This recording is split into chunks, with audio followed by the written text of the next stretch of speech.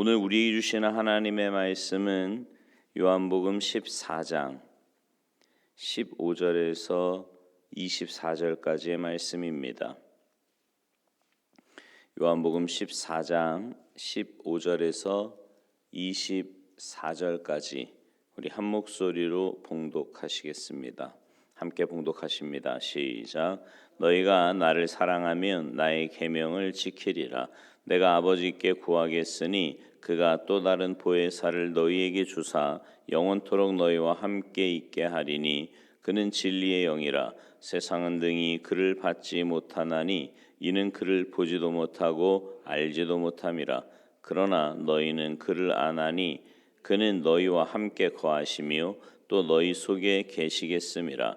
내가 너희를 고아와 같이 버려두지 아니하고 너희에게로 오리라.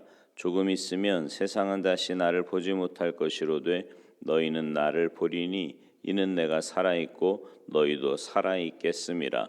그날에는 내가 아버지 안에 너희가 내 안에 내가 너희 안에 있는 것을 너희가 알리라. 나의 계명을 지키는 자라야 나를 사랑하는 자니 나를 사랑하는 자는 내 아버지께 사랑을 받을 것이요 나도 그를 사랑하여 그에게 나를 나타내리라. 가롯신 아닌 유다가 이르되 주여 어찌하여 자기를 우리에게는 나타내시고 세상에는 아니하려 하시나이까. 예수께서 대답하여 이르시되 사람이 나를 사랑하면 내 말을 지키리니 내 아버지께서 그를 사랑하실 것이요 우리가 그에게 가서 거처를 그와 함께 하리라. 나를 사랑하지 아니하는 자는 내 말을 지키지 아니하나니 너희가 듣는 말은 내 말이 아니요 나를 보내신 아버지의 말씀이니라. 아멘. 할렐루야. 예수님은 제자들을 떠나십니다. 하늘의 미랄이 땅에 떨어지듯 십자가의 제물이 되어서 제자들의 곁을 떠나실 거예요. 왜 이렇게 빨리 세상을 떠나시는 걸까요?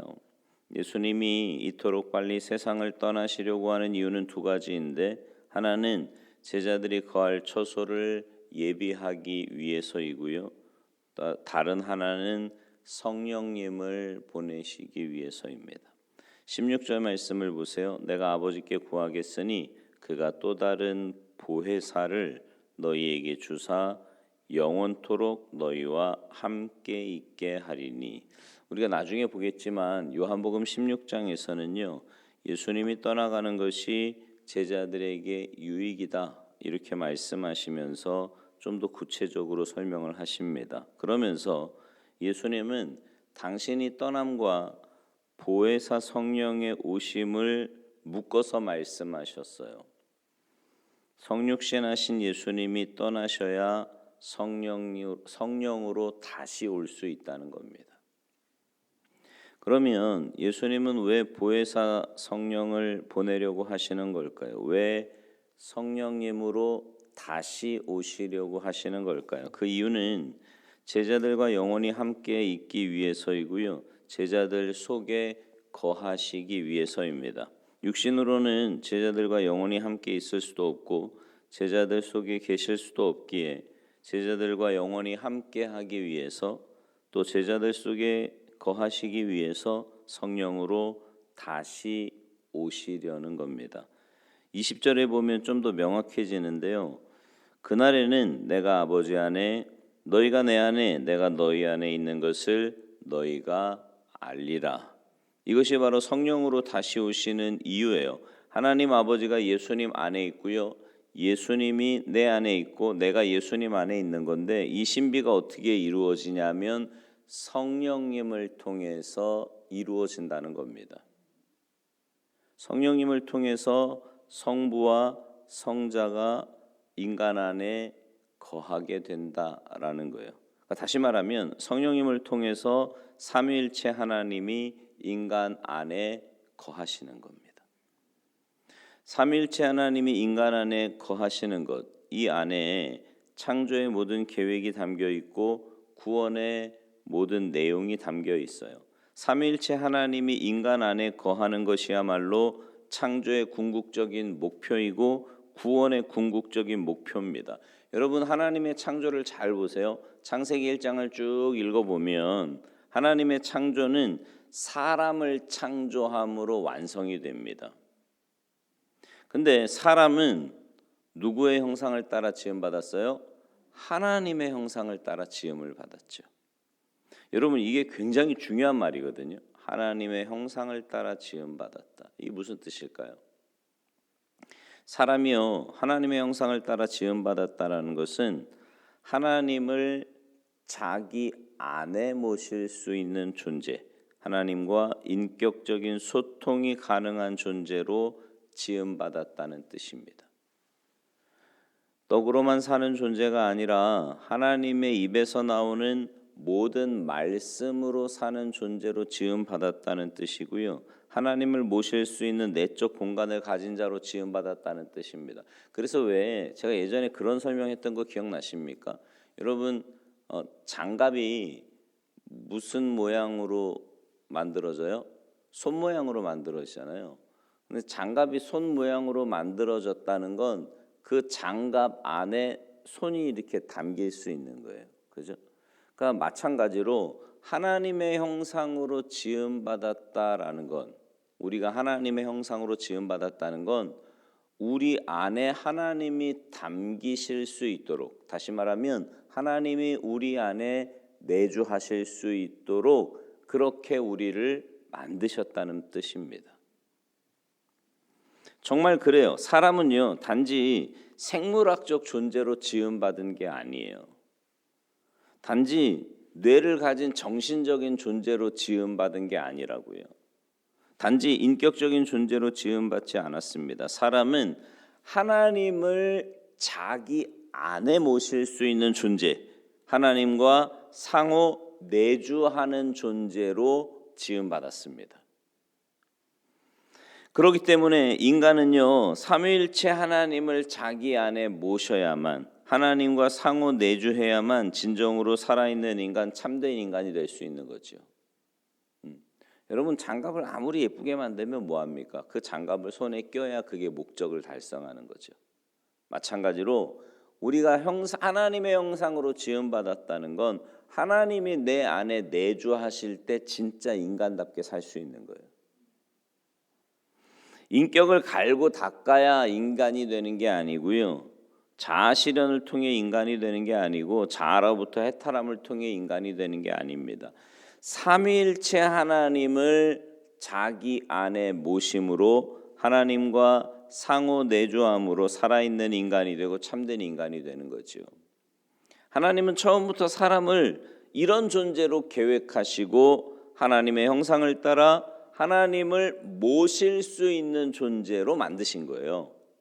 하나님이. 그런데 사람이 하나님을 거역하고 돌아선 거죠.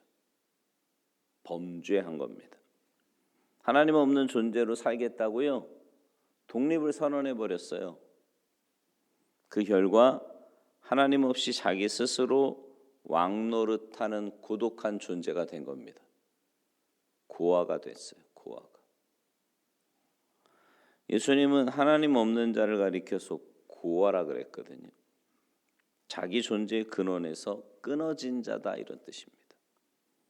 여러분, 그렇지 않습니까? 자기 존재의 뿌리인 부모님을 잃은 사람을 고아라 그러잖아요. 그런 것처럼 하나님을 잃은 사람도 고아예요. 영적인 고아입니다. 근데 부모를 잃은 사람보다 천배 만배 더 비참하고 치명적인 고아예요. 사실상 이들은 죽은 자입니다. 죽은 자. 그래서 영적으로 죽었다, 그렇게 말하지 않습니까? 그러면 어떻게 해야 이들을 살릴 수 있을까요? 어떻게 해야 참된 인간으로 다시 회복시킬 수 있냐고요? 하나님께 돌아오면 됩니다. 삼위일체 하나님을 모시면 돼요. 간단하게 말하면 성부, 성령은 성자 예수님과 함께 계시니까 그 예수님을 모시면 되는 거예요. 그래서 예수님이 쉬지 않고 나를 믿어라, 나를 믿어라, 나를 영접하라, 나를 영접하는 자는 아버지를 영접하는 거다 계속 말씀하신 이유가 바로 여기에 있는 겁니다. 성자 예수님을 영접하면 삼위일체 하나님을 모시는 게 되니까 삼위일체 하나님을 모시게 되면 거짓된 인간이 참된 인간이 되고요. 죽은 인간이 살아있는 인간이 되고요. 그래서 예수님을 모시는 것을 뭐라 그래요? 거듭났다 그렇게 표현하잖아요. 다시 태어났다 이 말입니다. 죽었던 인간이 다시 태어나는 거예요. 부족한 인간이 온전한 인간이 되니까 그렇게도 간절히 나를 믿으라고 말씀하신 거지요. 예수님이 떠나는 것이 우리에게 유익이라고 말씀하시는 것도 바로 이런 이유 때문입니다. 예수님이 떠나야만 성령님을 보내실 수 있고 성령님으로 오셔야만 제자들 속에 영원히 거하실 수 있기 때문에 떠나는 것이 유익이다. 그렇게 말씀하신 겁니다. 물론 제자들은요, 어제도 말씀드린 것처럼 이게 도대체 무슨 말인지 이해하지 못합니다. 아직 성령을 받지 않았기 때문에 예수님의 말씀을 다 이해하지 못해요. 그러나 성령을 받게 되면 알게 될 거다 라고 말씀하십니다. 20절 그날에는 내가 아버지 안에 너희가 내 안에 내가 너희 안에 있는 것을 너희가 알리라. 무슨 말이에요? 성령님이 너희 속에 임하시면 하나님이 내 안에 있고 내가 너희 안에 있고 너희가 내 안에 있는 것을 알게 될 거다라는 말입니다. 이게 참된 그리스도인의 인식이지요. 참된 그리스도인은 하나님이 예수님 안에 있고 예수님이 내 안에 있고 내가 예수님 안에 있는 것을 안다는 거죠. 성령님께서 이 신비를 알게 하시는데요. 특별히 사랑으로 합니다. 사랑으로. 하나님은 사랑이시기 때문에 하나님이 함께하는 사람은 알아요. 뭘 알아요? 자기가 사랑받고 있다는 걸 아는 거죠. 그 사람들은 흔히 이렇게 성령 충만이다 그러면 무슨 생각해요? 막 방언하고 막 열광적으로 뭔가를 막 하고 각종 은사와 신유의 능력을 받고 영적인 투시력이 생기고 세상 만사를 초월한다고 생각하는데 물론 그런 현상이 나타날 수 있어요. 근데 그게 다가 아닙니다. 성부 성자 하나님이 우리 안에 내주하게 되고 서로 사랑하게 되는 것, 이게 성령님이 하시는 일의 핵심이에요. 다시 말하면 참된 인간이 되는 것이 핵심입니다. 그래서요, 주님을 모시고 사는 사람의 삶은 점점 주님을 닮아가요. 여러분도 안에 성령님 모시고 사시죠? 그러면 이제 성령의 사람으로 살아가시는 건데 성령님께서 이끄시는 대로 서로 사랑하고 용납하고 이해하며 남에게 유익 주며 사시기 바랍니다. 그래서 여러분을 통해 하나님의 은혜와 사랑이 흘러가고 주님이 함께하는 자의 삶이 저런 삶이구나 라는 것을 증거하며 사셔서 여러분이 가는 곳마다 하나님의 은혜와 사랑이 흘러가는 축복의 통로들이 다 되시기를 주님의 이름으로 축원합니다. 기도하시겠습니다. 하나님 감사합니다. 성령님께서 이 땅에 보내주시고 성령님이 오심을 통해 우리가 주님을 우리 마음에 모시고 살아갈 수 있는 정말 놀라운 은혜와 사랑을 허락하여 주시니 진심으로 감사를 드립니다. 성령님을 모신 자답게 믿음으로 사랑으로 살아가는 삶이 되게 하시고 우리가 가는 곳마다 우리를 통해 하나님의 은혜와 사랑이 흘러갈 수 있도록 우리를 주님의 도구로만 사용하여 주시옵소서.